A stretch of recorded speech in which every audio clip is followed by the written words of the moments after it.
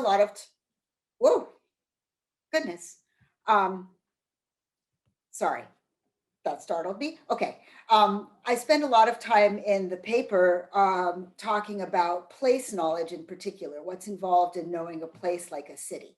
When we say that we know a city, we don't primarily mean that we can recite facts about it. We mean that we have a kind of an aesthetic feel for it. We know what it's like to experience it. To know a city is to have a feel for what it's like to move around in it, to negotiate its rhythms and its dynamic patterns. We know what it's like to hail a cab there or stand in line or weave through people or find your way around. It also involves recognizing the aesthetic look of the city, being able to tell what fits in with the city and its architecture and its streetscape and what doesn't. Basically, to know a city is to know our way around in it and to be able to tell where we are. So knowing a city, we might say, is knowing what it's like to experience it, but experiencing it requires practice. You don't know how to experience a city just from being dropped into it. You have to actually develop skills at negotiating it in order to grasp what it's like to experience it. And I want to suggest in the paper that knowing particulars, the kind of knowledge we mean when we say I know X, and it's not short for I know that X or I know how to X, is at root this kind of knowledge. My basic thesis is that knowing X or knowledge of X is a matter of knowing what it's like to experience X, where three things hold. First, this is a kind of aesthetic knowledge of a particular, its patterns and rhythms and how it feels to interact with it. Secondly, the ability to experience X is a skill. It's not just a matter of passively confronting the thing. And thirdly, one must have actually had first-person experiential contact with X in order to know what it's like to experience X. You can't get this kind of knowledge from testimony. So less formally then, knowing X is knowing what it's like to experience X in a way that allows competent recognition of and response to X, or understanding how X experientially hangs together. So moving away from place, if you say you know a person, you have to have interacted with them first personally, right? Saying you know someone is wrapped up in being able to literally recognize them, not just in perception, but in how they interact and act. So you need to be able to say, if you say you know Sarah, then you need to be able to say things like, oh, that's so Sarah, or gee, that's not like Sarah. You need a sense of what fits with Sarah and what doesn't. Similarly, to know a piece of art is not just to have bumped into it, but to be able to recognize it, to understand what belongs in it and what doesn't, and how at the level of experience. We know that artworks come together for us as we spend time with them and interact with them. And this involves literal movement. It involves holding our body in certain ways and directing and honing our attention. But you might think that this is plausible for complex particulars like places and artworks and people, but what about simple everyday objects like tables and tomatoes, which are the kinds of things that philosophers have traditionally focused on when talking about experiential knowledge? In the paper, I argue that knowledge of these less complex particulars requires more minimal skills, but it's just a pale version of the same thing. Experiencing is still a skill, but the work that we need to put into it might not be as clear or as vivid as it is in the complex cases. So if you need to interact with something in order to know it, how much interaction is enough? My suggestion is enough that you have the skill of experiencing it. So like with cities and neighborhoods, you know how to recognize what fits and what doesn't, and the dynamic feel of negotiating X over time. You know how to tell what's characteristic and uncharacteristic at the level of experienced patterns. Or a nice way of putting this for my purposes is to say, you need to know your way around the thing. And in this sense, this is one of the big sort of imagistic take-homes for me. Place knowledge is really the paradigm. The dominant metaphor for knowing a particular should not be having information in your head the way it is for knowledge that, but rather knowing your way around. And this knowledge has to come from first-person experience. If I say I know Sarah, like if I say I know Berlin, and you find out that I've just heard a lot about her or read a lot about the city, I've clearly been misleading. Knowing about X, right, knowing about Sarah, knowing about Berlin is different in its form from knowing X. So in the paper, I spent quite a long time distinguishing between knowledge of, knowledge that, and knowledge how. And I argue that comparing knowledge of and knowledge that is basically a category mistake. Knowledge of simply doesn't have propositional form. The object of knowledge of is a particular, not a proposition, and the kind of knowledge is an experiential exercise of skill. It's not the holding of a propositional attitude. There's no list of facts that captures knowledge of, not because particulars are ineffable or mysterious any more than riding a bike is ineffable or mysterious, but because what you're doing in building knowledge of is different. You're enhancing your direct understanding of what it's like to experience a thing skillfully. Whereas any proposition captures a belief, not a skill. So knowledge that, here's just a few quick differences between knowledge that and knowledge of. Knowledge that may be about a particular or about a generalization, but knowledge of can only be of a particular. Knowledge that can be transmitted by testimony, whereas knowledge of is necessarily first personal. Knowledge that is never a matter of degree. This is why we distinguish between knowledge and credence.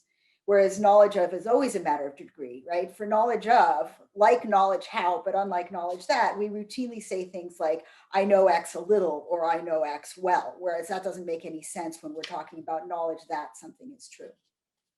So since knowledge of and knowledge that are so different, and I've argued that knowledge of involves skill, it might seem like it must be a kind of knowledge how, right? A kind of, which is a well-known alternative to knowledge that. Knowledge how, like knowledge of, is not transmittable through testimony, and it's a matter of degree. So it has those things in common with knowledge of. But, and this is the last I'll do by way of summary, I want to point out two ways in which I think knowledge of is also different from traditional knowledge how, at least if by knowledge how we mean traditional physical skill. Unlike knowledge of, knowledge how is typically general, not particular. Right? So if I know how to ride a bike or throw a good left hook, these are transferable skills. I can confidently and felicitously say that I know how to ride a new bike that I've never gotten on before. I don't need to ride this bike to say that I have the know-how to ride it. But in contrast, notice I don't have knowledge of this bike until I ride this bike in particular.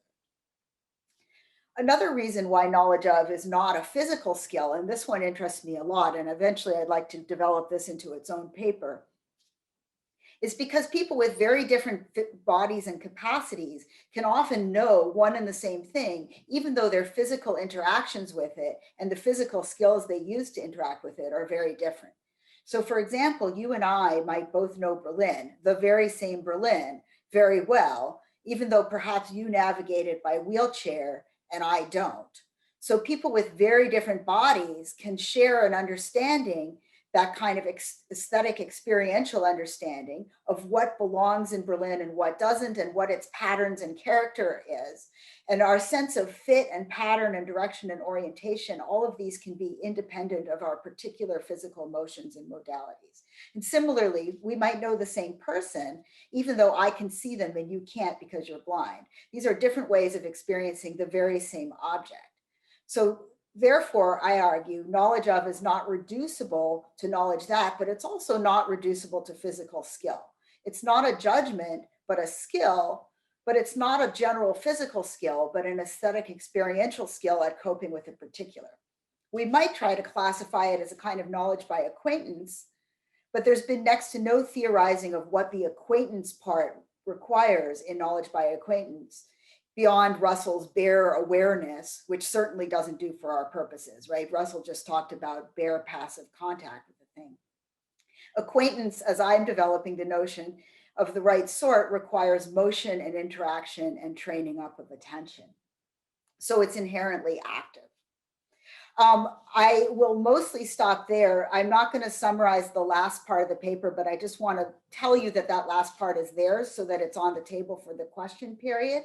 I end the paper by talking about some puzzles in aesthetic and epistemology, and I take up two. One is the question of whether all aesthetic knowledge is from direct first-person acquaintance and why that would be. So does that first personality condition apply to all aesthetic knowledge?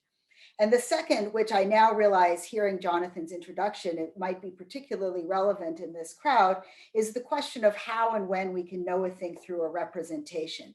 For example, can you have knowledge of a painting through a photograph of that painting? And what does that do to that principle of first personality and first person acquaintance that I said was necessary for knowledge of?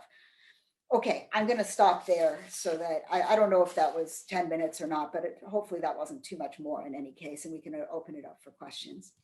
All right, thank you. It's hard without the physical Yeah. to applaud. But as I said before, if anyone has questions, please feel free to put up your hands or to type them in the chat. We'll do that awkward bit where we wait a couple seconds for people to either type them in the chat or raise their hands.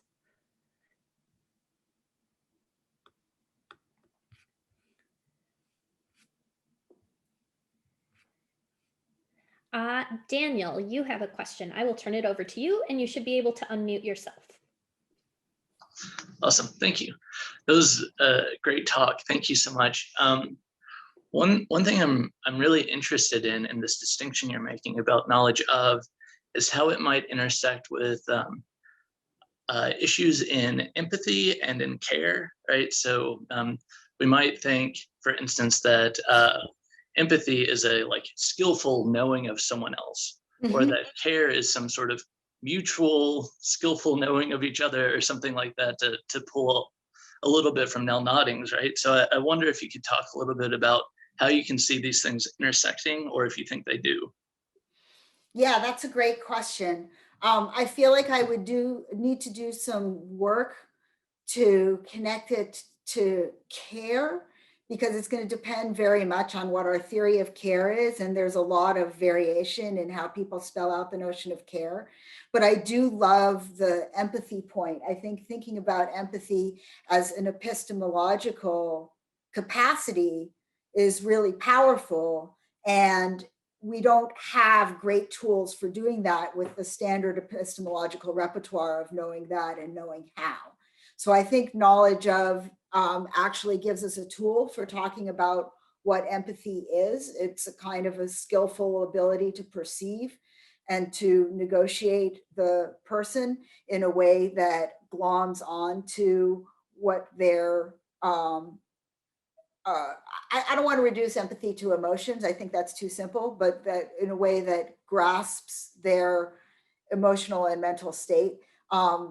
So I think, yeah, I don't have much to say other than to agree, but I do think that it gives us a nice tool for talking about empathy as an epistemic achievement in a way that might be more straightforward than what you get out of the standard toolbox. So yeah, thank you. All right, thanks, Daniel.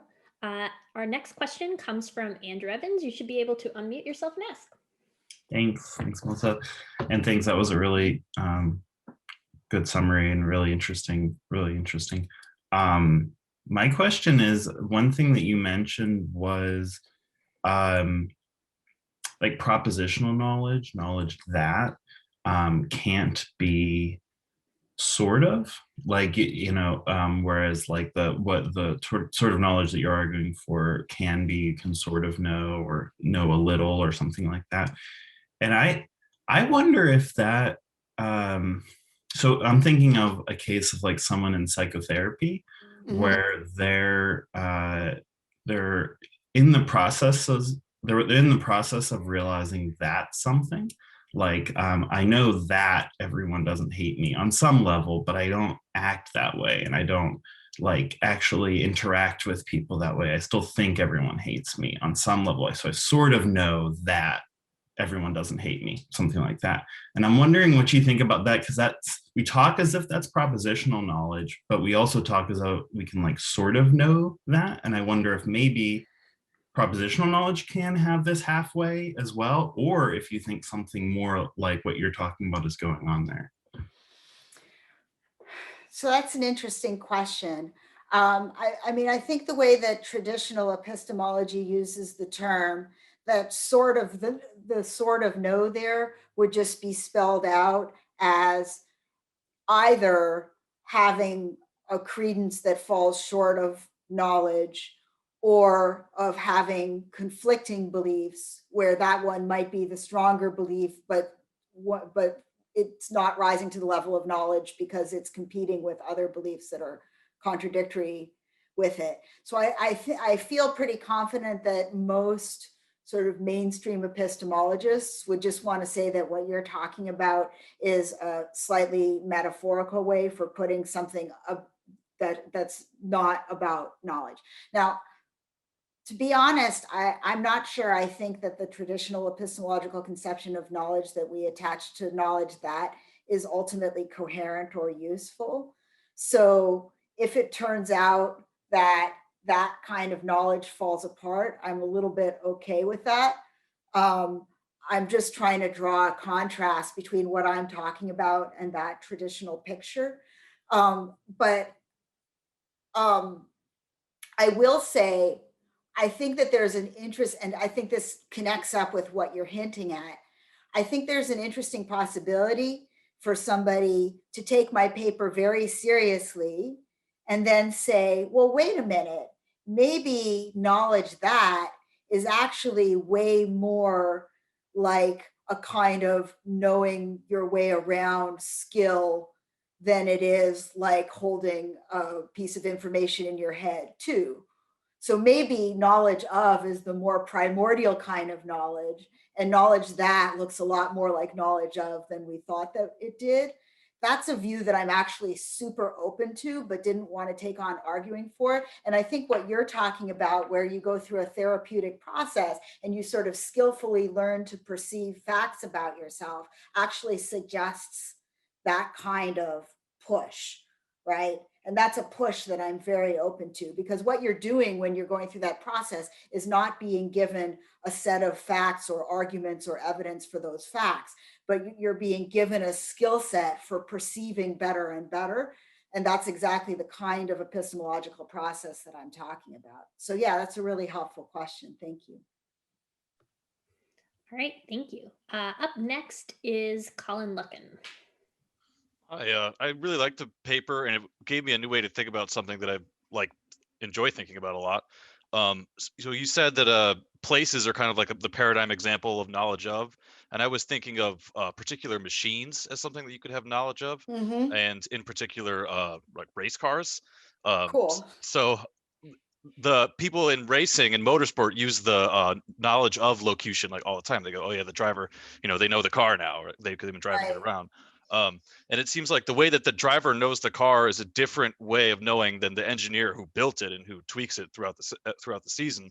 And there's some sort of in the paper you say that not because knowledge of is necessarily first personal, that it's not transferable through testimony. Right. And I think this is similar to your response to Andrew. There's something interesting going on with where the driver and the engineer talk to each other, where the driver goes, "Oh, the car is like this now, the car is like that," and they can communicate some knowledge about the car that seems to transfer like through the, sometimes it's called like a hierarchy of models, like through the different ways of knowing about the car. And I'm just curious if you have anything more to say about how it is that the engineer and the driver can share knowledge about the car or inform each other. So I think any realistic kind of knowledge of is going to have a whole bunch of knowledge that mixed up in it, right? So it's very hard to get knowledge of something without also learning a whole bunch of facts about the thing. And also, I think that the knowledge that you acquire along the way is going to shape your knowledge of, because it's going to direct your attention in new ways. And so I would understand the engineer as doing that, right? So the engineer is contributing propositional knowledge to the driver, but that propositional knowledge does more than just build up the driver's propositional knowledge, right? That's the part that comes from testimony. But then because the driver now has new propositional knowledge, that's in turn going to change how they interact with the thing, which is going to lead to new knowledge of the experiential skillful type that I was talking about. So I didn't really, yeah, somebody said in chat, same process as therapy, and I think that's right. In the paper, I made these categories sound like they're very conceptually distinct, and I do think they're conceptually distinct, but I think that in real time, when we're busy interacting with a machine or interacting with a city, we're going to be drawing on all three, right? Our physical know-how and our knowledge that and our knowledge of, and the three are going to be informing and shaping one another. They're not going to be, in fact, fully separate in terms of the result.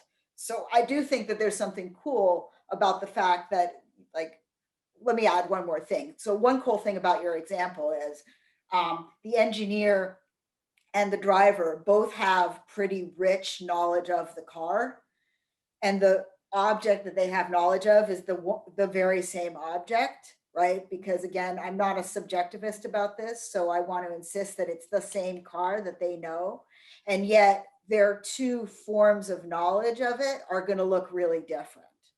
So one cool thing about knowledge of that doesn't apply to knowledge that is that two people can know the same thing and know it in deeply different ways. Whereas if two people know the same fact, then they both have that proposition in their head, at least on the standard picture, right?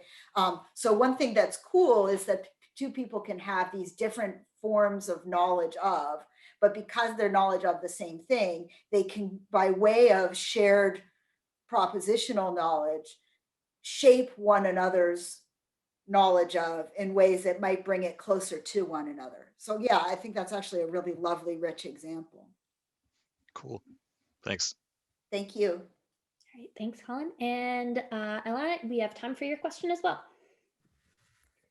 Thanks, Melissa. And thanks, Quill. That's such a cool paper. I've been thinking about so much. So this is maybe just continuing the question that Colin asked, but I think it's a little bit different.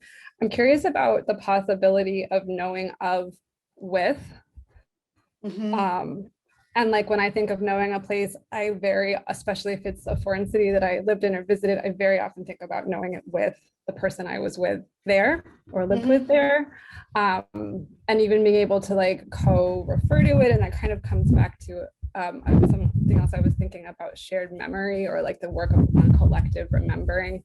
So is there a possible like we mode of knowledge of, or am I just making a mess of your system? And I don't work in this space very much, so I'm curious what you think. I think that's lovely. And I think it's exactly right. And I can think of examples from my own life of places that I know better with somebody than like where the kind of knowledge that we jointly have is not reducible to the sum of its parts, right? Including, I said, part of what it is to know a place is to know your way around that place and how to negotiate that place.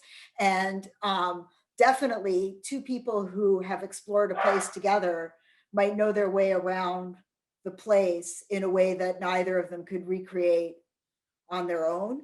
So I think that's exactly right. And it's really cool. I don't think it challenges, not that you said it did, but I don't think that it challenges my account, because the first person could be a plural first person, right? It still needs to be the case that if we know a place together, we both have to have been there. It can't be that we can come to know a place together if I go and then I tell you a lot about it, right? Now you've gained a lot of propositional knowledge of it, and you might even get some sort of imaginative feel for it, but it would be very misleading to say that you know that place. So we have to have been there. And if we're going to have joint knowledge, then we're going to have to, in fact, not just both experience it, but experience it through collective interaction and collective exploration. And in fact, I kind of want to like add that point to the paper. So I'm going to write down that you mentioned that, because I think it's a lovely point. Thank you very much. All right, we might have time for one other question if it's out there. As a reminder, the hand feature is in the reactions. Otherwise, you can also just write, I have a question in the chat.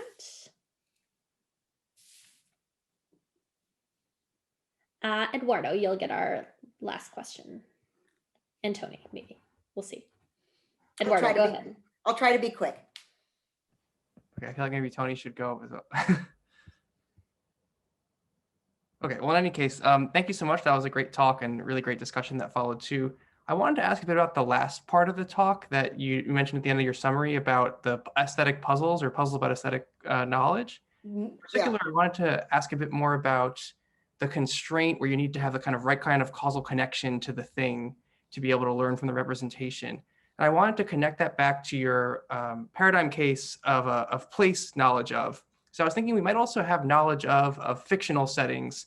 A lot of like authors will do a lot of like world building, and it might be that there's no kind of particular definitive setting you explore. Like you might read about it in a novel and then play a video game setting with the same kind of world, or read a short story or watch a TV show, a movie, whatever. You might still have the same kind of legibility that you described for cities like Berlin, where you know the kind of aesthetic. You might even be able to picture walking through like streets that have been designed in the video game or told through in a story. But then it seems like the kind of causal connections that the fictional setting would have are going to be really different than the actual city. So I was thinking that the kind of example you give of your son being able to navigate Istanbul because of the video game suggests that fictional settings can be rich in this way, but there's no like Istanbul existing out there that can have the causal connection. So I was wondering if there's another kind of causal connection that applies in that case. So, wow, yeah. I feel like I need a whole theory of fiction here, which I don't have. I don't know what to do with the case of reading about a fictional world. Mostly because I don't know enough about what kind of thing that fictional world is. Like, I don't have a theory of the ontology of fiction such that I would know what the thing is so that I can say smart things about how we're related to that thing. There are other people who do, but I don't. In the video game case, I think it's super interesting because in some sense there is a thing, right? There's a virtual city which is manifested in virtual space. I don't really care that the thing is not spatiotemporally traditional, right? So in that case, I feel like the fact that it is in some sense fictional isn't really affecting the account. The thing that he knows is the virtual city. And what actually interests me is the connection between that virtual city and the actual city, and whether there's some really bare sense in which he knows the actual city by knowing the virtual city, which I think is a tantalizing idea. But I think that in the case where you're just reading about something that exists only in the mind of the author, I'm not sure what to say. I bet anything that it turns out to be a very bad theory of fiction to plant the ontology in the mind of the author, especially because the author dies, right? the fiction lives on. So I think that's a really hard challenge, and I just don't have a metaphysics at the ready in order to answer it. Thanks, that makes sense. I'll just note that it sounds like the description you gave of the relationship between the game and the actual city might work well for cases when there is a definitive statement, like let's say the original novel. Maybe if you watch the movie that's based on a novel, you kind of can know of the novel setting the same way that you might know the Istanbul city from playing the video game. So maybe Right. those cases. Thank you. Yeah. And then also in the chat, Colin Lucken mentioned that fiction is an aesthetic thing, so your account might also match there. It might, but I want smarter things to say about the causal question. And I just don't have them at the ready.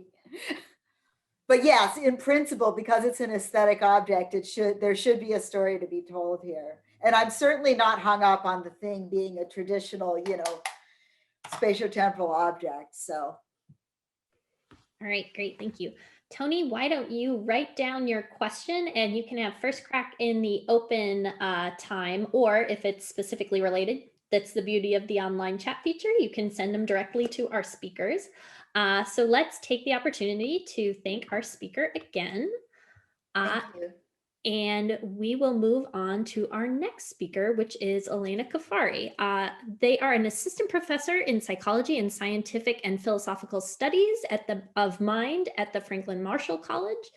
She is co-author of The Linguistic Bodies, A Continuity Between Life and Language, with Ezekiel DePaulo, I'm sorry I'm butchering these names, and Hane de Jaeger, and is also a co-author with them of There and Back Again, From Participatory Sense-Making to Language.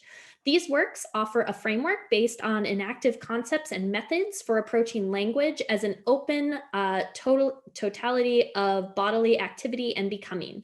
Elena has related research on gesture, metaphor, and narrative, and is now beginning projects that investigate linguistic bodies enacting with non-human bodies and agencies.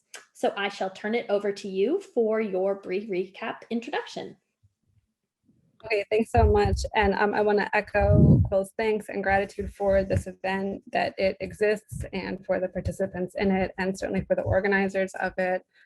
It's really exciting to be considered part of what's next. And I also said this earlier in the social thing, but I think what's happening in the ENSO seminars online that Merrick and Matthew organize have also taken a really exciting turn. And I both there and here, there's this explicit questioning of our larger social political reality and how our work relates. And I'm just really grateful for that happening in that space opening up. Okay, so I don't know if this is a recap. This is also kind of talking about the paper that I just finished that I talk about in the talk. So I wanted to give a little bit more detail there, but then I also cut it down. So I don't know, we'll see, and just work with whatever people want to talk about. So for many years, my research interests are about how language means what it means to us, how we mean what we mean by it, and how that meaning and use arise from bodily interactions and encounters. Increasingly, I'm interested in understanding human bodies, not only in terms of sensory motor action, perception, dimensions of experience, but in their openness to each other and their entanglement in full, complex cultural, political life worlds.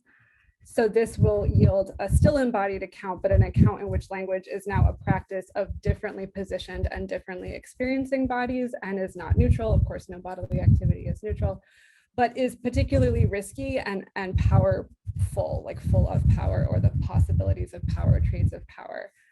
So quoting from Jean-Jacques Lecerclas's Marxist philosophy of language, we shall not be able to speak of language without referring to history, society, bodies, and politics.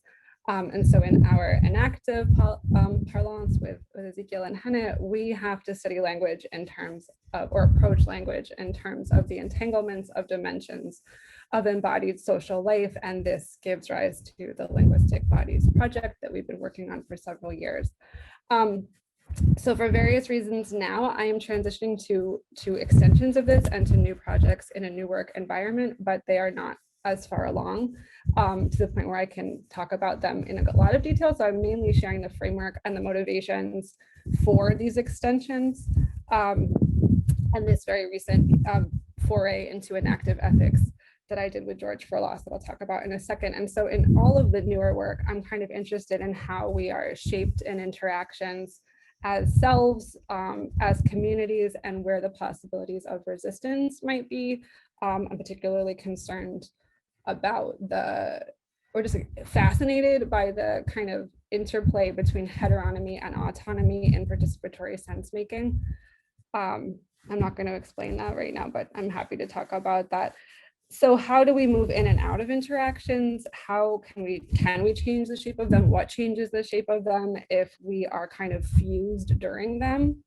What kind of accounts of responsibility can we have there?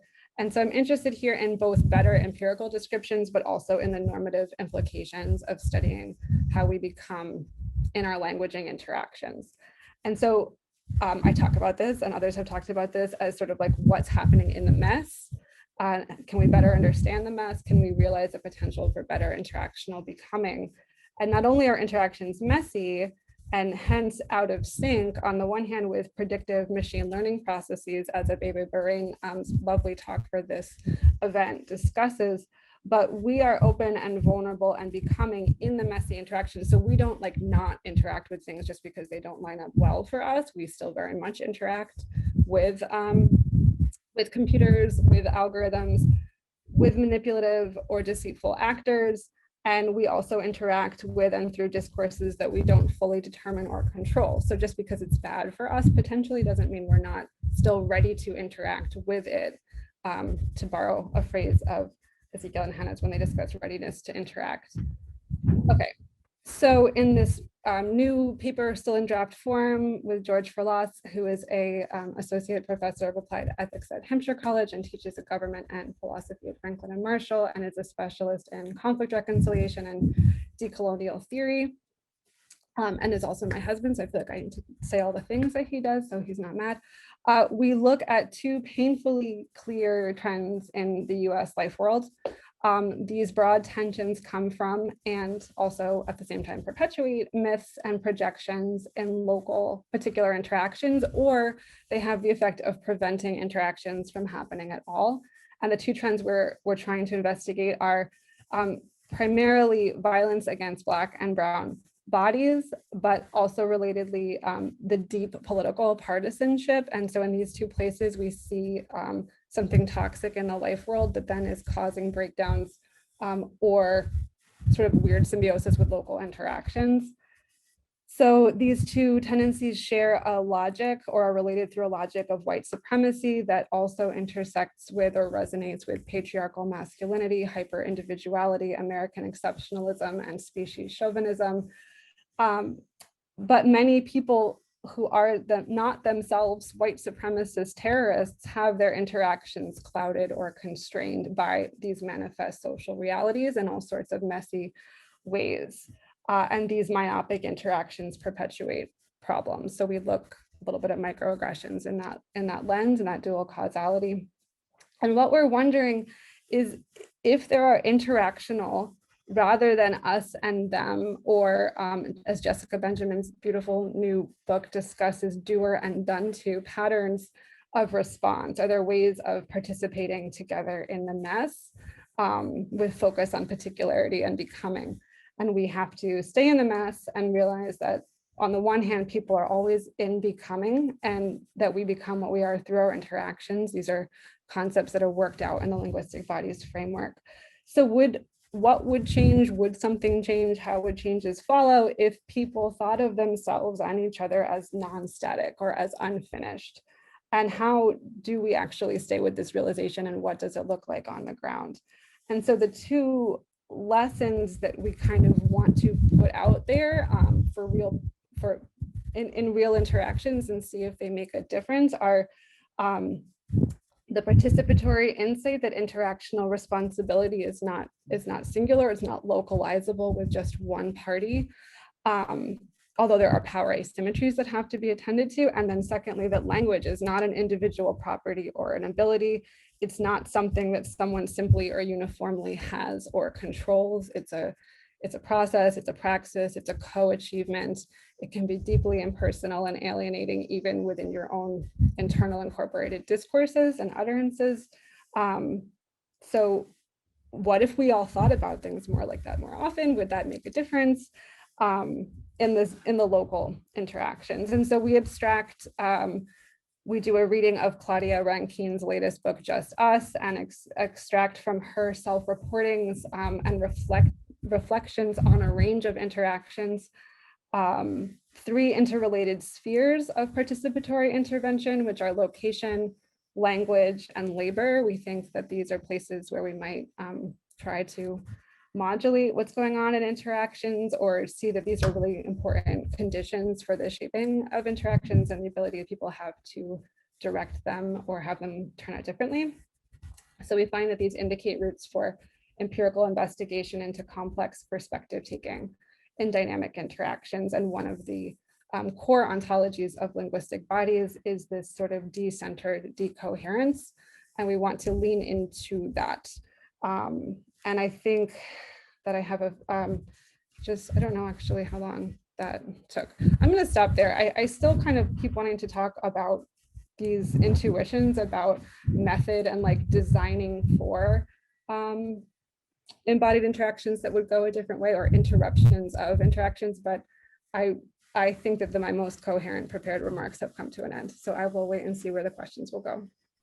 All right, thank you. And as a reminder, we have reactions down below where you can raise your hand, or feel free to type your questions into the chat.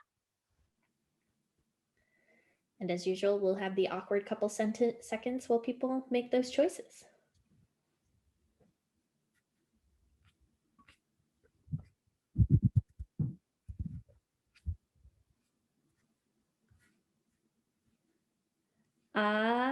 Quill, go ahead. Yeah, so I have like a really embarrassingly basic question based on the recorded paper, not based on what you just said. Sorry, that'll help me come out clearer. I'm wondering if you can say a little bit about what makes something language for you, what counts as language, because a lot of the processes that you described of coordination, which were, you did a really lovely job of describing them, but I was thinking how there are all kinds of non-linguistic beings that I would think would engage in similar processes of coordination, animals, pre-linguistic humans, non-linguistic humans. I'm not gatekeepy about what counts as language. I don't think that language has to be traditional, narrowly construed, syntactically combined grammatic sentences. But I am a little bit curious about where the boundaries of the linguistic are for you and why it is that you take what you're doing to be about linguistic bodies as opposed to coordinative bodies, which would be, to me, the essence of what you're getting at. Thanks. Yeah, and that's a really hard question to answer quickly, but I appreciate the question. And so we had many conversations in writing the paper and the book about drawing a boundary around the linguistic and like, does all participatory sense making for humans become linguistic at a certain age or stage, or like, what's the difference? And the coordinative measures that you're talking about, that I talk about in the talk, come out of a dialectical unpacking of tension navigation that's happening in a proper social interaction. And we think that these are the features that would orient us towards what we would call linguistic, and that linguistic bodies in particular are able to do all of them and are able and kind of have this constant task of doing the final ones, which is negotiating the fact that utterances are more than us, but also come to really deeply form who we are through our self-directed usage of them. So there's sort of a closure of linguistic bodies that mimics the closure of other kinds of bodies in the enactive account, where the environment that you are regulating a relation to is an utterance environment. So it's like a deeply historical and social and symbolic environment. So we have this chapter 11, that kind of starts to answer your question better, and it's called Enacting Language as We Know It, and it talks about symbol and writing and reading and grammar and the things that we more traditionally assign with language, but we try to not start with them, but to like work towards them and then say, this is why these things, because they have the powers they do in our interactional regulation, in our social agency that we practice together, that's why they're linguistic. And we are also very keen on not gatekeeping and trying to say like, infants are not pre-linguistic, they're just differently sensitized to the languaging environment. And yeah, I'm gonna stop there. It's a long conversation, but I appreciate the question. I don't think it's a silly question or a simple question at all. Can I just ask, if infants are attuned in a different way to the language, would you say the same thing about like dogs? And would you say the same thing about people with intellectual disabilities who can interact and communicate, but who are never going to be linguistic in the traditional sense? Yeah, when we talk about variations of human linguistic bodies in that way, we are looking at how is your participation scaffolded and structured through more traditionally linguistic forms. So Charles Goodwin has a wonderful paper about his father, Chill, who like becomes highly aphasic, and but shows how like interactional patterns work such that he can communicate really like robust things with like the ability to use 3 words only. And so it would seem weird to call him, on our view, non-linguistic. It's really more about like, are you navigating a an in-languaged world? Are you able to couple with an in-language world? And babies do, and toddlers do, and people do when they're not speaking. There are, of course, going to be possibilities of severe being cut off from that world too. Thank you. Thanks for the questions, Quill. All right, next we have Paula. Hi, thank you so much for your talk. I'm actually curious about, because you mentioned you want to look at interactions between people of different races, And I wonder if you have any intuitions about interactions between people with different physical abilities. For example, I'm a movement scientist, and I like to apply my work to help people with disability, for example. And most recently, I've been really interested and began to study interactions between caregivers and children with disability, and compare how they talk to each other and collaborate in a physical task together, and how differences show up between typically developing kids and their caregivers versus a child with disability and their caregivers. And we began to find some interesting variations that happen at both levels. So for example, caregivers of children with disability used more, less interrogatives and more affirmative, like do this, do that kind of language structure, while the parent of the children without disability were more interrogative like. And that was correlated with how they were coordinating, with the flexibility of the coordination. There was more switching back and forth between lead and follower dynamic for the typical kids than with their caregivers, and the opposite. So it's just it was a small sample size, so there are not many conclusions we can make, but it seems like that may be sort of an interaction between how you speak and direct people with disabilities. So for therapeutic, like a therapist, and how physical skills can actually develop and change. So I wanted to hear if you read something about this and the kinds of methodologies that people have used to study these interactions.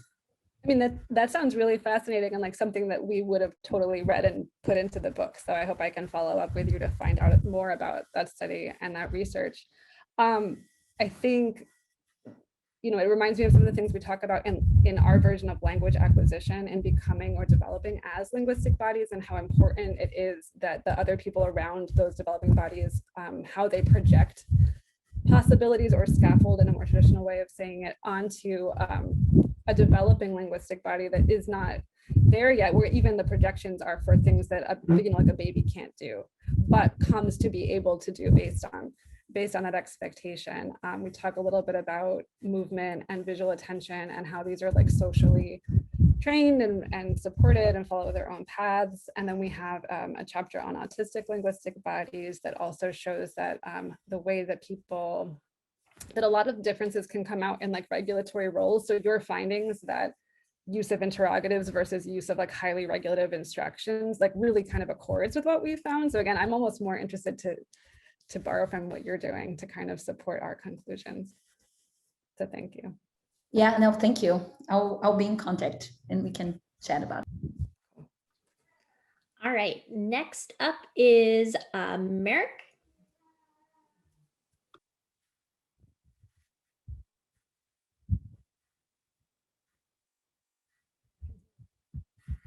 We And can't you hear you. might be muted, but you should be able to He's not unmute. muted.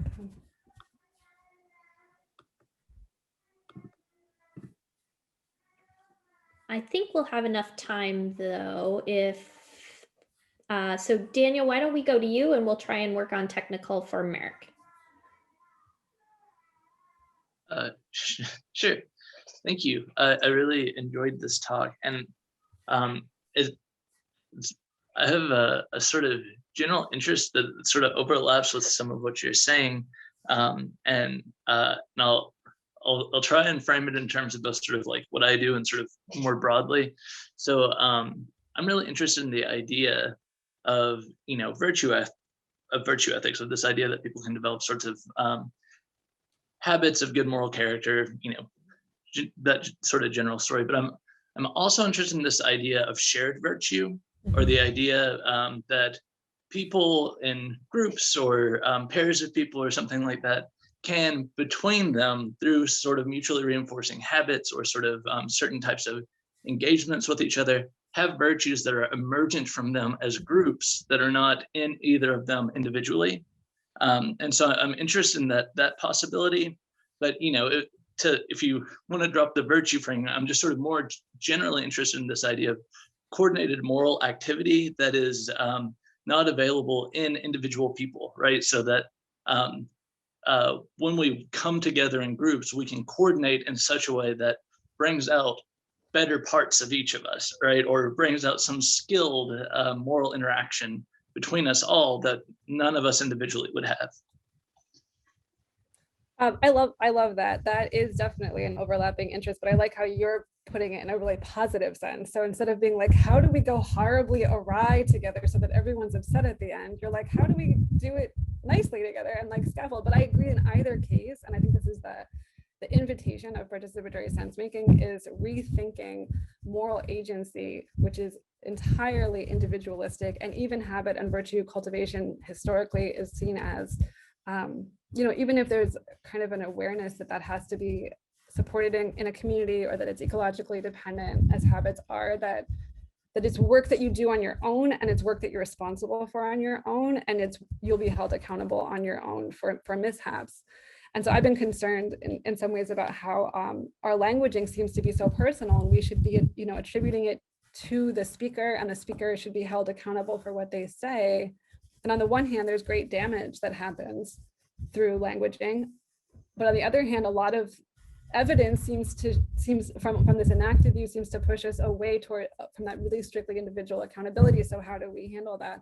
And so I like the idea of what we talk about in the book is sort of through kind of a radical pedagogy and a sense of community-based being and norms, working towards so that it's not enough for like one person to know how to speak politically correctly, or even for everyone to speak politically correctly, but what are our community norms of virtue that uphold this? So I agree with your intuitions. I think a little bit from the way you talked about Bert Hodges' work on values realizing.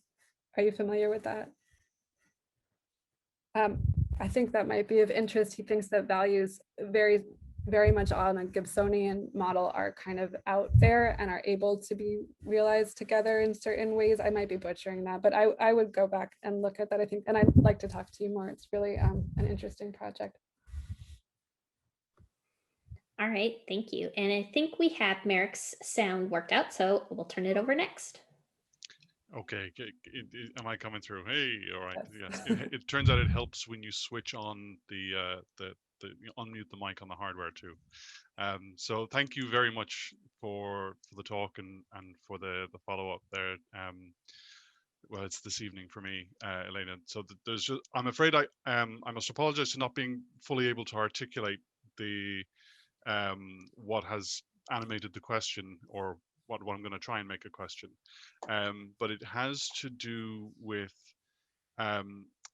in the, as soon as we're discussing things in terms of change and becoming, and particularly where you identify that any given linguistic body is a tangle of multiple threads or streams or flows of utterance and action, but all of them through a process of continuous change. But if we were to sort of pluck out any of the threads or any of the currents in this flow, we might find different levels of either inertia or momentum, and therefore differences of texture in terms of the amount of labor required to change them, or effort. And so I guess I'm curious to hear you talk about that, and as to how that sort of that texture in those differences, that multiple flows entangled in one body, and yet utterly incommensurable because of perhaps different forms of different speeds or inertias associated with them. How we can come to cope with that, or how that might be managed or conceived. Yeah, thank you so much, Merrick. And I've been meaning, I have on my desk, not your desk, I have on my desk your paper on textural agency, like that I'm wanting to get into. I like the way you talk about that a lot. So yeah, I do have in my kind of metaphysics about it, like what a self is sort of like the more stable sets, or the more like enduring sets of these utterances, or these threads, as you put it, that we incorporate over time, and that kind of feel like our own, feel like authentic, or feel like more comfortable. but then we are constantly negotiating with and having to learn and be open to others and be sort of influenced and shaped and take on new ones and revise, right, all of the time. And so I like the suggestion that there's like different time scales, different resistances that would happen for each person with their own kind of signature pattern, right? It's part of maybe the illusion of self that we feel comfortable with the utterances that are most sort of familiar and at home and that we deploy, and that a lot of these would be unconscious. I mean, I want to look more into cognitive behavior therapy, which I think is obviously already working on how people rework in a very verbal sense, which we're not necessarily tied to, but like in a very verbal sense, their utterance beings.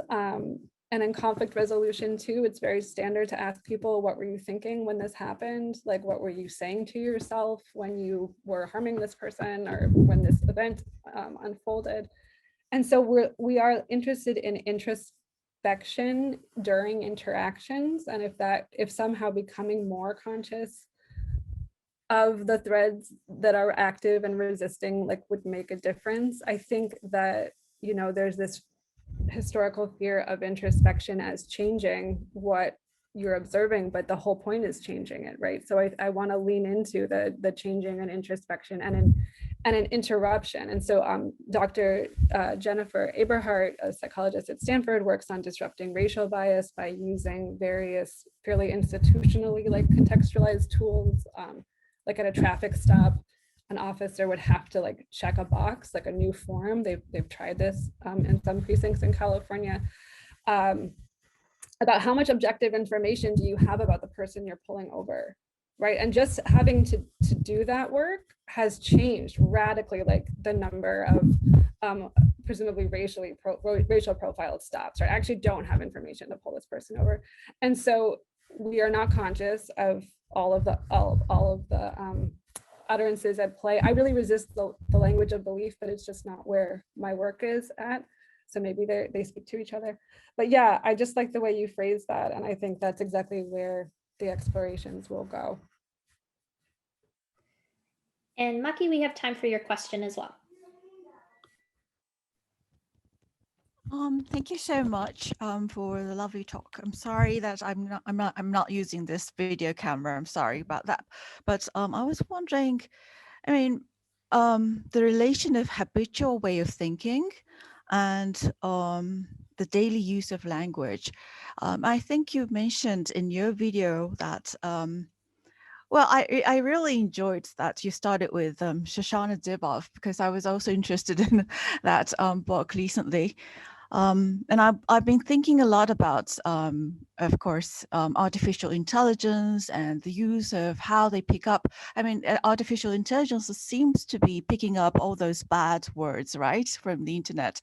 And they seem to learn these racist, very discriminative words. They keep on feeding us back with that bad responses when we talk to them, right? So there was like a Korean version of AI that was starting to talk about bad things back to the Korean people, and they just stopped the service. So I was wondering, what is it of the daily use of language and that our habitual way of thinking is related to? And if you have any ideas on that, I would like to ask or have your comment on it. Thank you. Yeah, thank you so much for the question. And I think there's so much that is opened up in that question about how artificial intelligences learn language from repeated exposures or repeated uses, that I have to think is different because of a non-effective response, but I'm really out of my depth there. So I'll have to think about that more. I just keep thinking, based on your question, of you know, the events in Washington, D.C. in January and the case that the Senate tried to make during the impeachment trial. I'm also out of my depth. I'm not a political philosopher, honestly, but I'm thinking about this, and that the cases that they made, they interestingly did not talk about Scalia and hate speech and like the incitements that are possible, but they were trying to make the case that the language repeatedly used in the time between the presidential election and the insurrection had an effect and got people to very deeply believe what they believed, such that you saw videos of people storming the Capitol actually trying to convince the Capitol Police to join them in what seemed like very sincere appeals to a moral sense of what was right and wrong. So that's just an example. It's not explaining what you're asking, but it seems to me like just an example of how important our habitual language exposures are. But it's a hard problem. All right, thank you. So with that, we will thank our speaker and move on to our next speaker, who is Peter Hershock. Peter Hershak is Director of the Asian Studies Development Program and Coordinator of the Humane AI Initiative at the East-West Center in Honolulu, as well as adjunct graduate faculty in philosophy at the University of Hawaii. His philosophical work makes use of Buddhist conceptual resources to address contemporary issues of global concern. He has authored or edited over more than a dozen books on Buddhism, Asian philosophy, and contemporary issues, including Reinventing the Wheel, a Buddhist response to the information age, Buddhism in the Public Sphere, Reorienting Global Interdependence, Valuing Diversity, Buddhist Reflection on Realizing a More Equitable Global Future, Public Zen, Personal Zen, a Buddhist Introduction, Philosophies of Place, an Intercultural Conversation, Human Beings or Human Becomings, a conversation with Confucianism on the concept of person, and Buddhism and Intellect Technology towards a More Humane Future. I will turn it over now to Peter for your brief introduction. Well, thank you all. It's a pleasure to be joining the conference. Thanks to Jonathan and the University of Cincinnati for making it all possible. Having organized lots of conferences in person, I'm familiar with the difficulties of that, but doing it online, I think, poses a whole bunch of extra stuff on top of it. And I think partly because of the lack of kind of relational bandwidth that you get online. So being able to see some faces, but people's faces are about an inch tall. I'm not really getting any sense of a room. It's really an interesting phenomenon to do that. So in doing the talk, recording, trying to look at the camera and talk to the camera is a very awkward experience, and kind of replicating it to some extent in this environment. So I'll be switching between faces and camera, trying to connect with you visually, but also do this. One of the things that I think connects the talk that Quill and Elena did with my own interests is kind of an emphasis on what we might call relational density and qualities of presence. That there is something in engaging a place that you familiarize yourself with it and develop a kind of an affective depth. So a depth of being able to affect, to change the relational dynamics that you're present in, but also to feel those, to embody them in a different way. And I think that with Elena's interest with language, entanglement, and politics, that there's a great deal that goes on in, I think, the public sphere, where the relational density that we get through the kinds of communication that we're getting now are simply not up to the task of dealing with the issues that we have. That a lot of what we're facing publicly are really not problems that are open to technical solution. They're predicaments that require ethical resolution. And for that, I think we need really full relational bandwidth that is embodied presence with each other, and that these kind of virtual engagements are really deficient in being able to pull that off. Nevertheless, they allow us to connect together in the way that we're doing, with 30 odd of us coming together this morning or this evening, depending on your time zone. So I wanted to talk a little bit about the presentation that I did online, and I hope that most of you had a chance to look at it. I know that many of you will not have done that, but I hope that most of you did. It's a talk that developed as a kind of a synopsis of a much larger effort to try to theorize consciousness relationally, coming at that from a Buddhist angle. And the talk itself is a kind of a condensation of maybe 170 pages worth of stuff that I've got developed so far, where I think some of the most salient things that I was trying to bring forward were that there's really a remarkable promise right now of bringing together first and third person experimental approaches to studying consciousness. So this idea that people are now blending first person phenomenal accounts with third person, say, brain imaging, I think it's a really fascinating field, and some of the stuff that I talk about at the latter part of the talk that was recorded really reflect a kind of excitement about the fact that that blending of first and third person perspectives from a kind of scientific, neuroscientific angle is opening up prospects for thinking our way past the so-called hard problem of consciousness and recognizing that it might be something like an effect of the kinds of apparatuses, to use Karen Barrett's sort of sense of that term, apparatus, these combinations of discursive and material practices, that it's a liability of the apparatuses that we've used in investigating consciousness that we think that there's a hard problem at all. But in fact, the hard problem might be something like a philosophical fossil, something that is a result of a certain way of engaging the world and engaging consciousness rather than something that has to do with consciousness itself. So that was one of the interests, was bringing those two things together, the first person and third person, and taking advantage of some of what's going on with neuroscience, but flagging that with the need to take not just the state-of-the-art third person investigative techniques, the stuff that's going on now with brain imaging, for example, but to have state-of-the-art first person accounts of consciousness and its investigations. And that's, I think, where Buddhism comes in handy, that you've got a tradition that has been for 2,500 years working very hard to understand from a first person perspective how to engage consciousness, what it does, and how to improve the quality of presence that we have in the world. So to improve phenomenal / material presence in the world as embodied and active, engaged, extended beings in community with one another. And I think that drawing on Buddhist insights, whether it's from historical sources that trace back to the Buddha himself, or looking at other traditions that have followed since then, I think it'd be really instructive as a contribution to the kinds of first plus blended third person accounts that are being done from a contemporary scientific standpoint, bringing these Buddhist insights in as a supplementary first person perspective, I think is really crucial to moving forward, because there's a kind of expertise that goes along with that. I'm not able to go into a lab and make use of fMRIs and the new infrared, imaging of the brain and so on. I just don't know how I don't know how to deal with the mathematics of it and so on.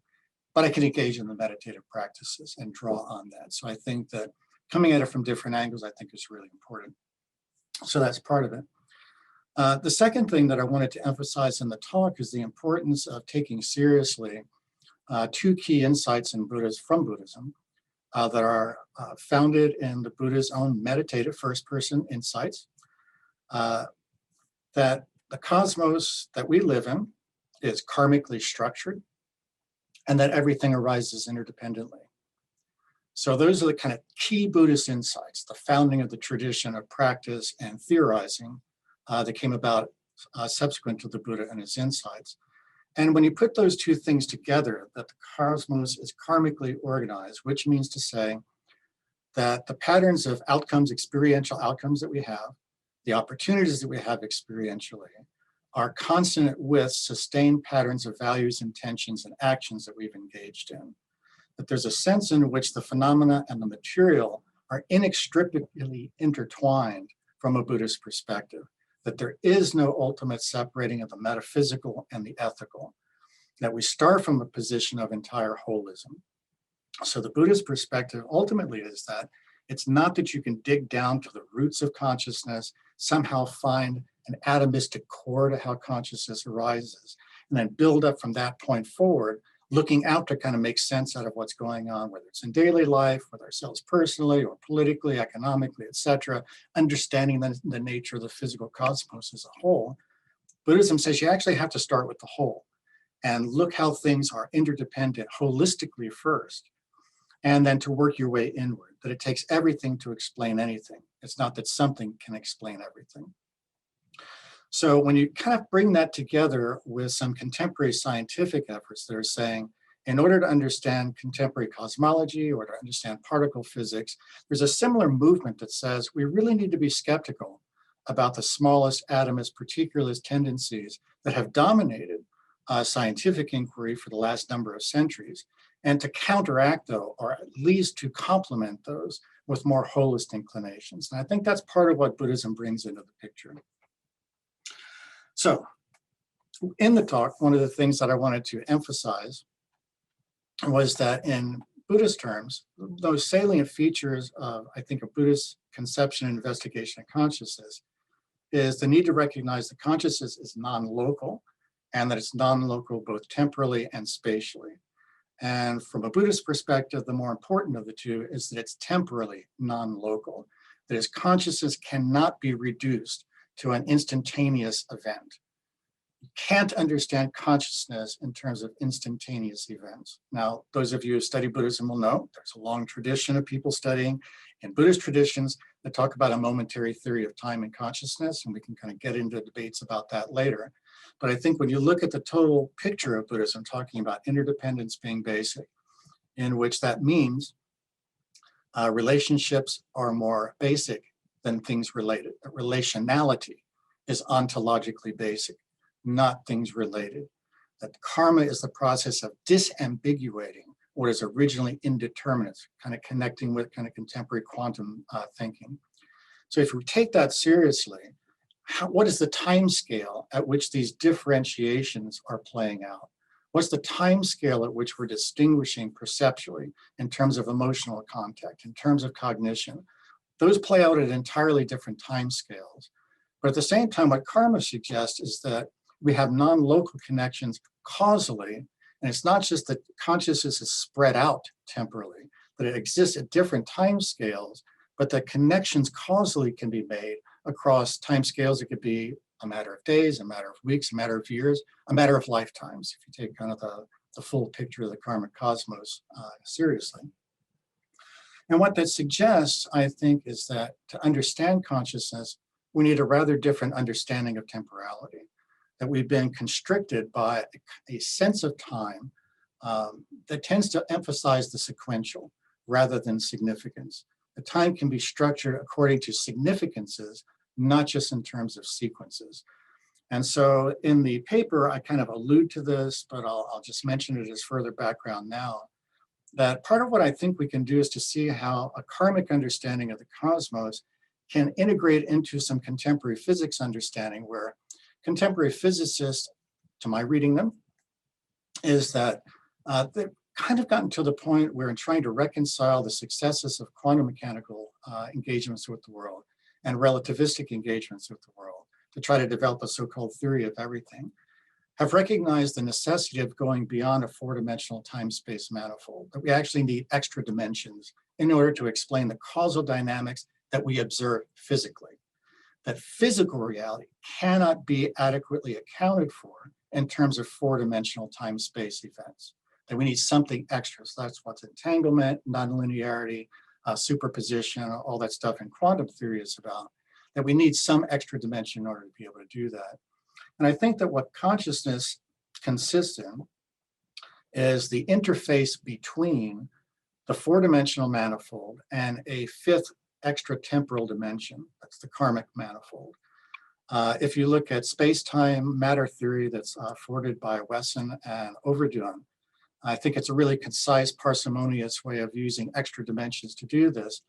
And sort of happily, they see the extra dimension as being a temporal dimension that encompasses or enfolds four-dimensional space-time as we experience it sensorily, and that thus in every point of four-dimensional space-time is equidistant from every point of fifth-dimensional space-time. I can describe it, I can't write the mathematics of it, but it makes perfect sense from a karmic perspective. And having done enough first-person investigations of consciousness to be able to see not exactly the process of consciousness playing out, but to see that entanglement occurring and how the entanglements occur, I think it's a pretty good explanation. At least it's a metaphorical stretch if it's not an analogical one.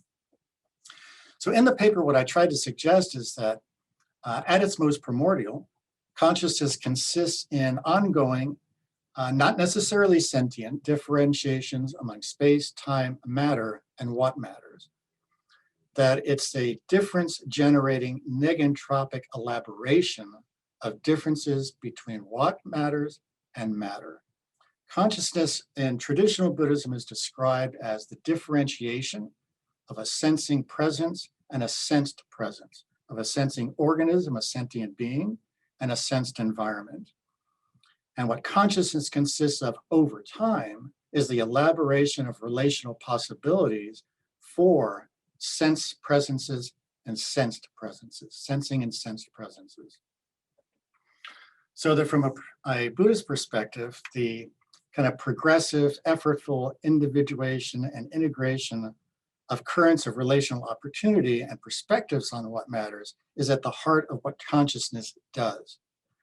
Buddhists don't say what consciousness is, they describe what consciousness does. And I think that's a useful corrective to our metaphysical tendency for many of us to kind of hypothesize the existence of things as being basic. From Buddhist perspective, inexistence, ambiguity is what is ontologically basic, not the existence of any particulars. So consciousness is the elaboration of relational differentiations. Those include differentiations that occur within culture, within science, within society, within politics, economics, and so on. And because it's karmic in nature, these differentiations are value-laden. They are ethically resonant. And so how we study consciousness, how we engage the world, is itself of ethical significance. That in Buddhist terms, the issue of qualities of presence and relational dynamics, we have to see consciousness as intrinsically motivated to alter itself. That connecting first person and third person studies allows us to kind of dig into the alteration of consciousness from within and to question what motivates it, how is it motivated, and at least from a Buddhist perspective, to better align our motivations with those that will lead to increasingly liberating relational dynamics. So that was kind of what I was alluding to in the talk. And hopefully there will be some questions and that wasn't too incoherent. Talking to a camera is a bit odd. Thanks. All right, thank you, Peter. We will open it up to questions. Again, you can leave your applause or question raised hand in the reactions or type "I have a question" into the chat.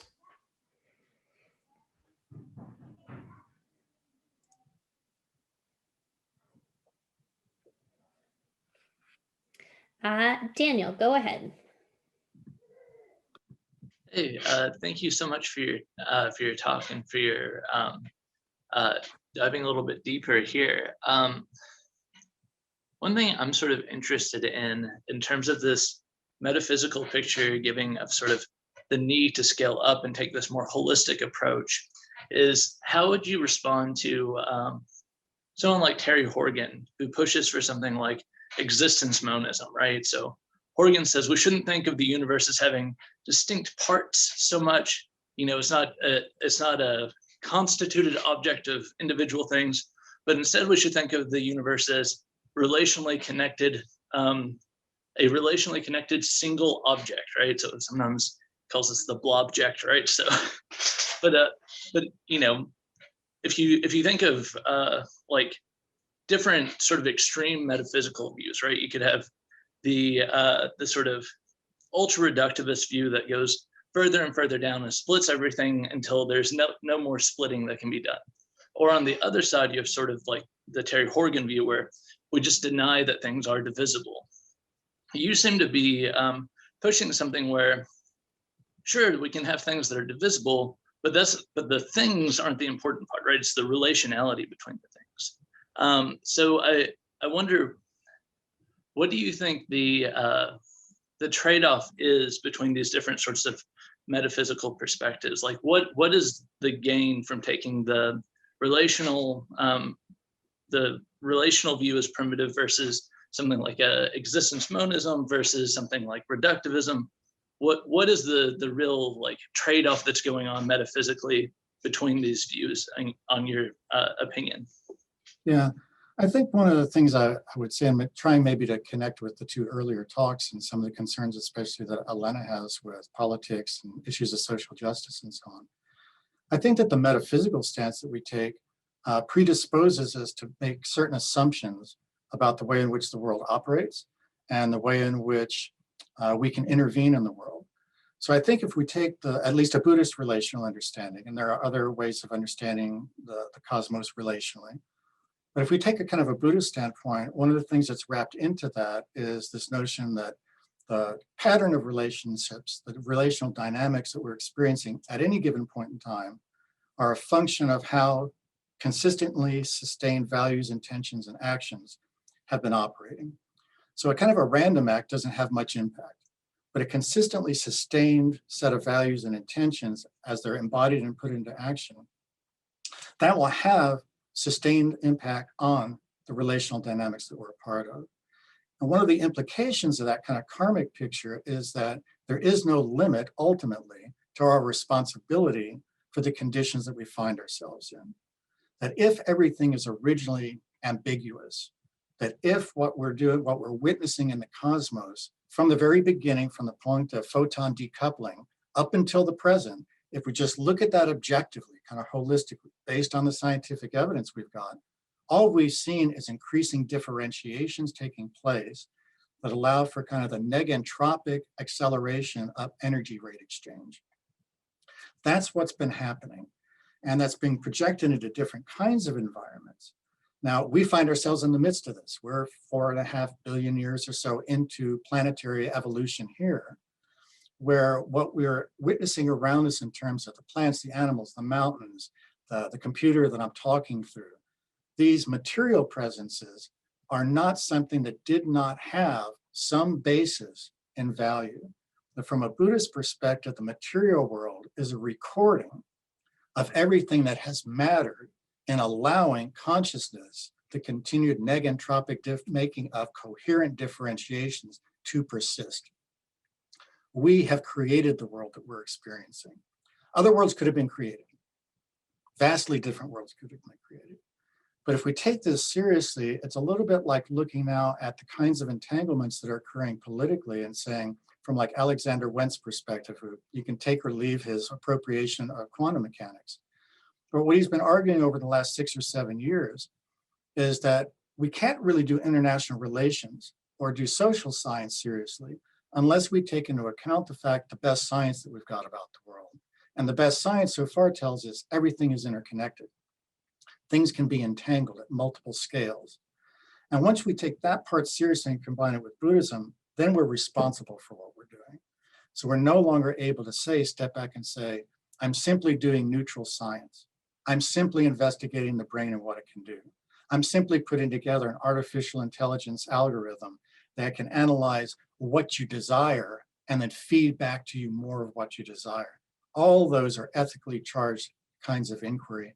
And we need to engage that seriously. Is how do they affect relational dynamics? How does technology, artificial intelligence, affect relational dynamics societally?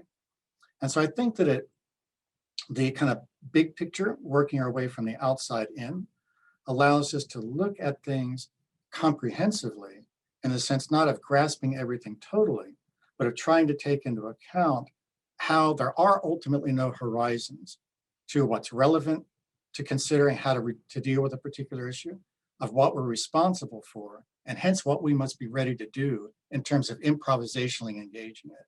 We can't sit back and say, I've got a set of principles and they're going to work and it'll work forever, because everything is improvisational. You're not doing things that I expect. You'll ask questions I didn't know, that I didn't anticipate. I'll respond in ways that you don't anticipate. And that's the ongoing process. The cosmos we live in is being improvised. It's live.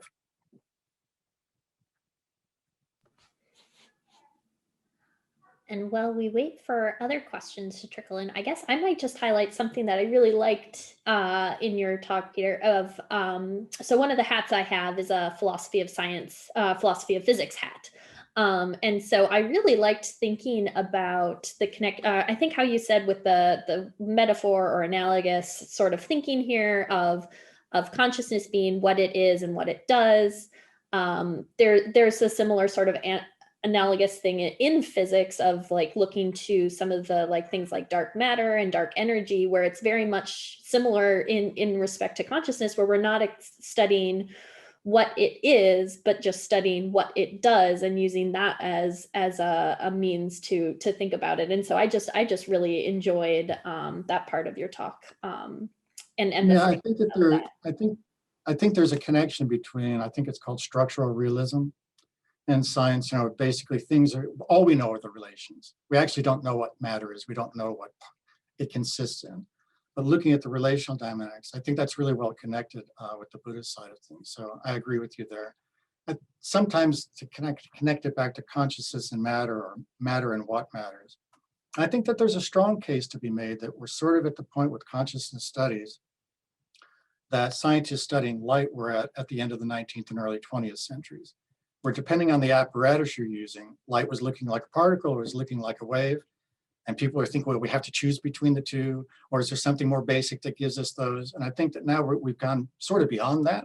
And I think with consciousness, we're at the same point of getting beyond, is it brain or consciousness? Is it mind body? And saying, actually, that's just a function of our apparatus. Thanks. Yeah, I want to think some more about that. I really like that.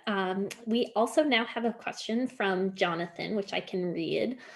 Is there a tension between Buddhist decentralized view, where the relationality of everything is prior to individuality, and the seeming individualism enacted by the autonomous embodied and active view?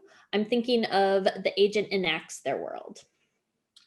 Yeah, I mean, I tend to think in terms of relational densities.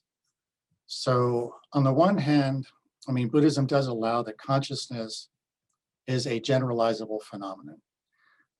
Consciousness is not something that's limited to sentient beings. I mean, I think I would have to push it to that extent. There's East Asian forms of Buddhism that say, you know, the rocks, the mountains, etc., are also capable of enlightenment, meaning that there's a consciousness there, but it's not subjective self-awareness. Within Buddhism, there's the Yogacara tradition that allows the 8 different kinds or domains of consciousness, just one of which is what we would associate with subjective self-awareness. So I think that that is a kind of consciousness that has developed. How far we can push that, I think, if you look at self-awareness studies and the sense of being an individual in an environment. We now, if you take the mirror self-recognition test as being valid and saying something about being aware of yourself, it's now been pushed down even into fish. So fish, I think it's called a certain kind of wrasse, have now successfully passed the self-recognition test in mirrors, as have a number of different robots. So it can be programmed in artificially. It goes down at least to fish. We find it in other species as varied as magpies, various primates, dolphins, elephants, etc. Is subjective awareness evolutionarily primary? I don't think so. I think that the other 6 sensory consciousnesses, audition, sight, smelling, taste, touch, and then cognition is in Buddhism a 6th sensory awareness. I think that those are relatively basic and self-awareness comes later. But then in terms of our subjective feeling of being present as individuals in relation with others and a sense of autonomy, I think this is a value that we have. And we can oppose the value of autonomy, of individuality, and play that out in terms of our relational dynamics, and we'll get a particular set of outcomes and incomes from doing that. We're seeing that playing out politically in the US. I'm entitled to my right to speech, etc. How far do you want to carry that? China's running a different experiment, doing a rather different way of taking use of social media and so on, and constraining, say, freedoms of speech, autonomy in that sense. These are human experiments, and they will have experienced outcomes and will give rise to different kinds of opportunities. So we're improvising, and we're not all improvising the same way on the planet. And I guess for me, I'd want to step back and say, these are ethical choices. It's not that we somehow can figure out, if everything is originally empty of a particular essence, a Buddhist claim, if everything arises interdependently and interpenetratingly, there's no ultimate dividing line between any of us. So the dividing lines that we put are imposed, and then we have to take responsibility for those impositions. I put a dividing line between me and my sons as father versus sons. They're not my equals. They're my sons. I can relate to them as friends. I can make that choice. I can be with them just like buddies. I mean, when my sons were little, I could cuddle and hold them and roll all over them. I can't do that now with them. They're asserting their independence. But these are choices we make. And then we live with those choices. So I think at the individual level, we have to make determinations of what's the relational quality that we want to pursue? And are we getting feedback from those around us that suggest we're moving in a direction that coordinates with others in an appropriate fashion? And I think that that key kind of improvising toward increasingly refined, sophisticated, and freedom-producing relational dynamics is part of what life itself is. So I think we would do better to align with that as opposed to competitive ways of thinking about who we are. But certainly, the competitive, rational, self-interested, individual understanding of who we are has had a lot of power over the last centuries and done a lot of wonderful things in terms of correcting for other kinds of cultural choices that were made that, for example, positioned women or various ethnic groups as being incapable of contributing fully to society. I think we're responsible for it all, and we don't want to assume from a Buddhist perspective that we can justify what we're doing and the choices we're making and the way that we're living life because it's natural. It's part of the way the world's built. There is no way that the world's built. We're building it. All right, and Elena, you'll have the last question in this session, but Eduardo and Yoko, I will add you to the general discussion queue. I'm sorry for taking that. I actually kind of wanted to respond to Jonathan, but I also wanted to thank Peter for the amazing talk and efforts of also mapping all of our talks together. And I don't think I can possibly be as eloquent, but I have long held this suspicion that Jonathan expressed in his question, and I've even thought, is there not something very selfish in the kind of origins of value and normativity early on in the enactive approach that doesn't seem to accord at all with Buddhism? But this formulation from Peter is one of two things I'll say that I think really changes my mind about that. This is the least quietist Buddhism that I have heard of, and I find it really inspiring, and I'm really excited to kind of dig in deeper to the theory. It's my fault, of course, for having never gone beyond a sort of cursory, in some ways, exploration of it. But Peter said in his comments tonight, we have created the world we are experiencing, which is very much like we lay down the path and walking. And I think that the way that this story is coming out in your account, Peter, really does have more like resonance than tension with the enactive account. And then I would just say to Jonathan that Ezekiel de Paulo is working quite a bit with Simon Don, and I can't speak to that in the same amount of detail, but that philosophy of individuation is really like a different way of coming at individuation that's not like starting from a closedness, and may also assist that reconciliation. Yeah, thanks. It's a really exciting trend to view in an activism, especially from its earliest to as developed what's going on now. So it's very exciting to see what happens next. Yeah, I think maybe just to kind of add a little comment under the two comments. The understanding that I have of values is, I think, sort of aligned with what Elena's sort of approach was, and that is that I understand values as modalities of relational appreciation. So I don't see them as somehow separate from, as internal, intrinsic sort of things to mind. They're not cognitive things. Values are expressed relationally. They only obtain relationally. And so individuality is a way of engaging the world where we refine the qualities of our relationships with others, allowing ourselves to kind of stand out as contributing in a distinctive, important, maybe irreplaceable, entirely unique way to the situation that we find ourselves present in. So there's nothing inconsistent with the Buddhist relational understanding and individuality.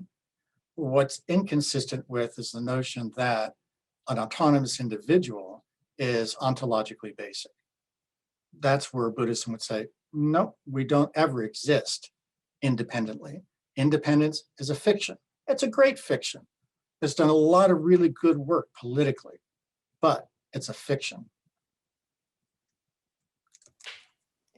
All right, let's thank our last speaker again.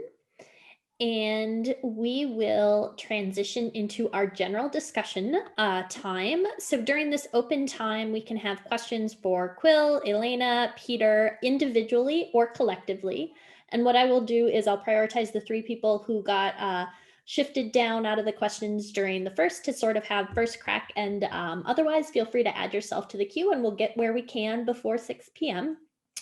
So far I have Tony, Eduardo, and Yoko. So we will start with Tony. Hi, thank you. So this is a question for Quill, I think. And I want to ask it in the spirit that Jonathan conceived of the conference, right? I mean, this is about what we do now. And it seems like your kind of notion of knowledge of is really relevant to what things are like now. Because, there are many of the new PhD students who I have engaged with in this format many, many times, but have never been in their physical presence, right? So I feel like this kind of notion of knowledge of can be a way to kind of get a grip on what is so bad about our lives now and what we're lacking. Mm-hmm. Yeah. So in that last part of the paper that I didn't get to summarize, where I talk about knowing things through representations, I talk about how,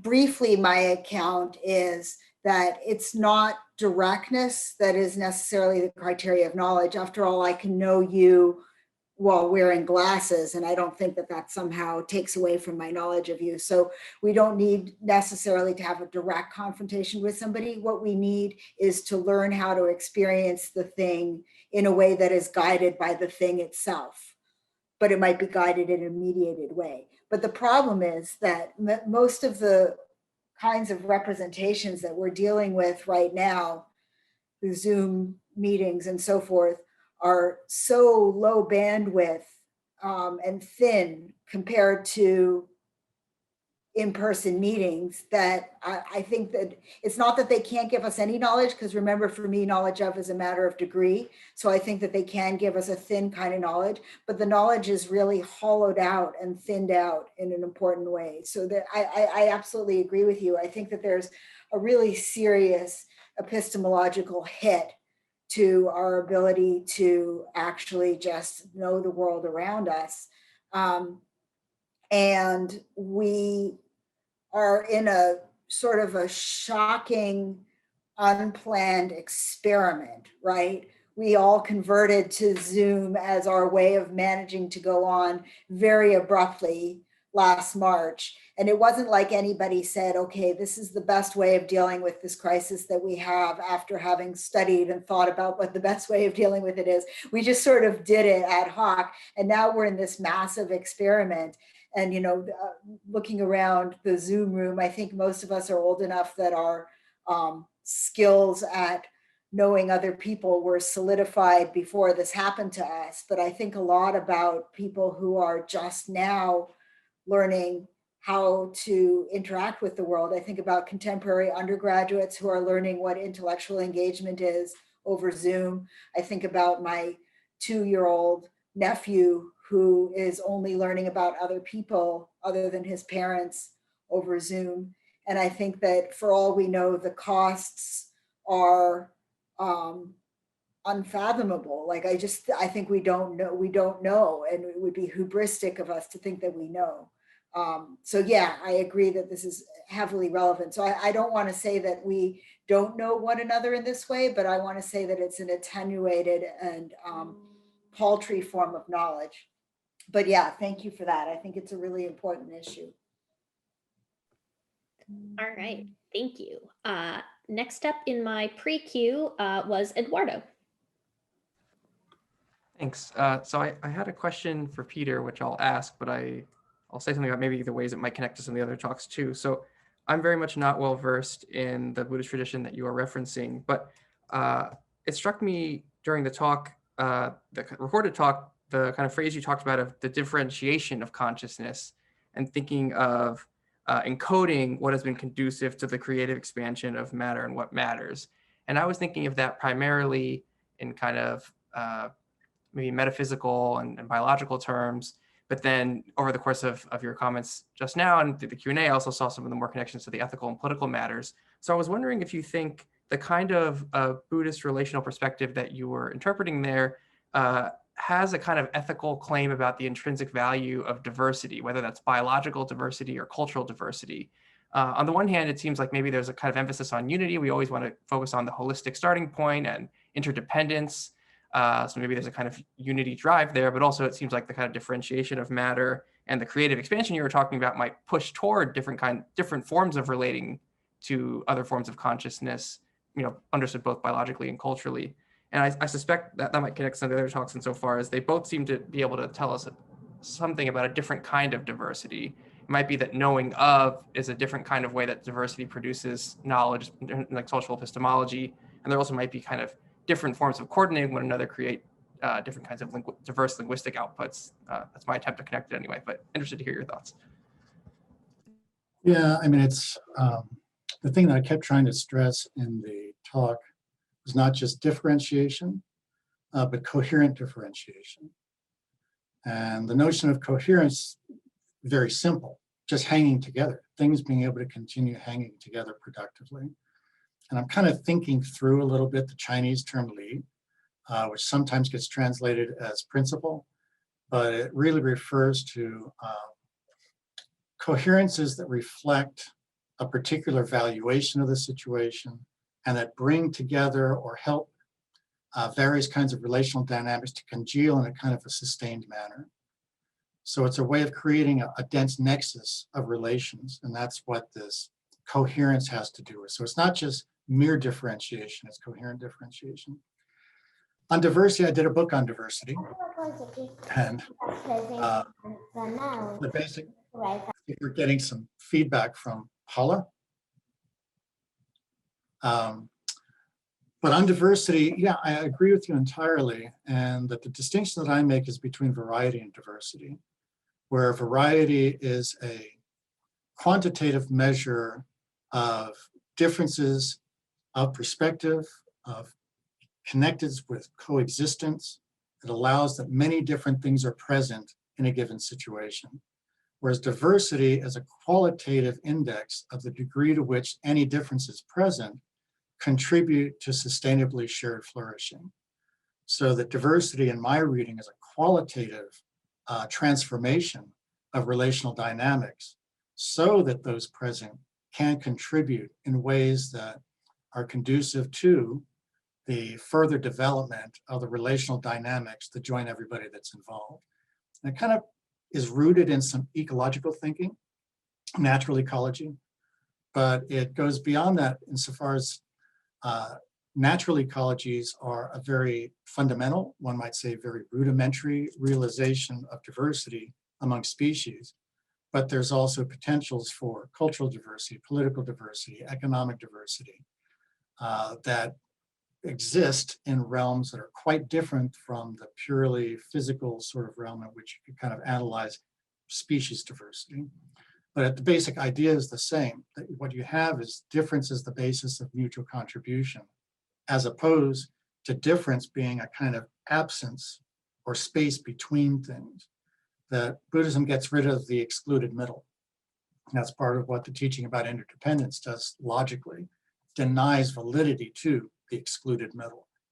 And so diversity comes in as a concept that says, if you got rid of the excluded middle, how is everything related?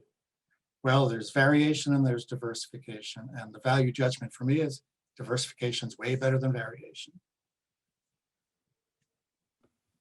All right, thanks, Peter. And then our last pre-Q question was from Yoko. Hello, moment. Hi, Peter. Hi, Yoko. And hi, and a little bit of different context, but and I also wanted to say, Quill, I'm joining from Hanover. I live in Hanover. I don't know if you're in Berlin or Hanover, but anyway, I'm not sure I have a question per se, but all three talks was very interesting. I'm just wondering, maybe it's time in philosophy, let's just say, to sort of ontologically rethink the notion of the self. I'm very interested in the notion of the place, the self as sort of emerging out of a place. There is no person or self without a place, right? I mean, from the moment we're born or history, I mean, it is placed. So that's not a sort of an accidental relation, but a fundamental one. And we think of a model that we think from the self as a first person. That's just one way of capturing this. But we as the subject of perception, a subject of action, a subject of interaction. But really, when you think of it in these density or from a language or from a place, we are turned into something that makes us. Yeah. So in some robust relations or dense relations or not dense relations, or a sense of embeddedness in place or sense of dislocation, or speaking a certain language, placed in some socio-political environment and perceiving a world. So it seems to me it's more from the other that we perceive, or in which that we are placed in, that makes up what a self is in action and perception and experience, in the senses. And but yet there's these sort of vector-like center of experience that still remains the self. I mean, it's a little bit like this question from the here. Which question was that? Yeah, it was sort of in a similar vein as the question from Jonathan. But what do you think of this idea that the self is really not on its own, but really from the interaction sort of emerges, and from the place that it emerged, and from interaction, language that is constructed. So it's rather not the subject of the making, but really also just as equally a recipient. I don't know for whom the question is. I was just thinking it. I mean, for a Buddhist, that's an easy thing, because that's sort of like the picture. But maybe for the other two presenters, whether such an idea would make sense at all. Yeah. Thanks. I guess I don't have that much to say, but I just wanted to point out that like relational theories of the self of that sort come from all over the place, except for a certain dominant strand of post-Enlightenment European philosophy, right? So over and over again, people act like it's a big surprise. Like feminist philosophers are like, what if the self is relational? And then Buddhist philosophers are like, what if the self is relational? And Native American philosophers are like, what if the self is relational? And everybody is making this point. I think that actually, like, we're in the majority here. It's just this one strand that got a weird kind of dominance within a narrow subset of philosophy, which itself got a kind of dominance that sort of goes back to maybe, well, I'm not sure, I don't want to give a history of it, but some sort of Enlightenment humanist perspective, right? And everybody else seems to be pretty unified that the self is relational and emergent and interactive in this way. So I certainly agree with you, but I kind of feel like we should stop letting that one strand get to define the conversation and stop feeling like we have to defend this over and over again, and take it as our starting point instead.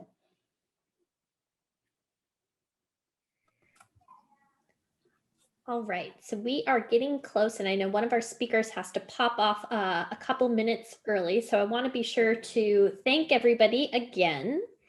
And also, Jonathan, where are folks heading up next? Or when will we see everybody for what's next? You might ask, what's next? I'm happy to answer that question. That's why we're all here. So this concludes the first panel. There are two more panels tomorrow. One's from 8 to 10 a.m. The next is the same time as this one, from 4 to 6. There is a optional social gathering for those of you with different time zones than Cincinnati, although I'm going to stay up late to be there. It starts at 11 p.m. and goes and theoretically until 1 a.m. Eastern Standard Time. So if you want to get a coffee and hang out, or that's what comes next immediately. But the next panel is tomorrow morning from 8 to 10, and that would be sort of a different time zone. So that should be our Very exciting. Hopefully that answers your question. All right, thanks, Jonathan. And so with that, we did have one person in the queue, Christopher Joseph Ann. So if you want, feel free to email or direct a question to a speaker, or if they're around at any of the social events, I'm flagging that as acknowledgement that that question exists, but we didn't have time for it. I'm sorry. Otherwise, I hope we all have a lovely evening and reconvene as Jonathan said. Yeah, thank you all again for coming. It was wonderful. Thanks, everybody.